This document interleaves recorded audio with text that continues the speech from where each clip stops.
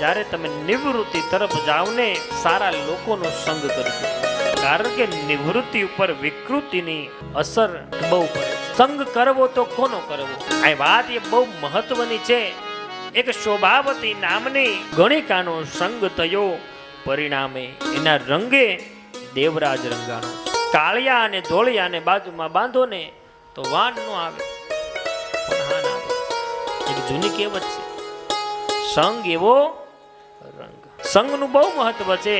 જો દૂધમાં પાણી ભળી જાય ને તો દૂધ જેટલું કિંમતી વાન બની જાય, પરંતુ પાણીમાં દૂધ ભળે તો વિચાર કરો કે 10 લીટર દૂધ પડ્યું છે, એમાં 1 લીટર પાણી નાખી દો તો પાણીની કિંમત દૂધ જેટલી થઈ જાય. પણ 10 લીટર પાણી પીડ્યું એમાં 1 લીટર દૂધ નાખી દો તો દૂધની કિંમત. સંગ કોનો કરવો? ગરમ તવા ઉપર પાણીનું એક ટીપું પડે તો વરાળ બની અને ઉડી જાય.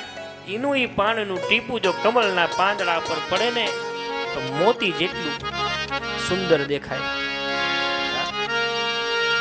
યાદ રાખો, સંગ કોનો કરવો?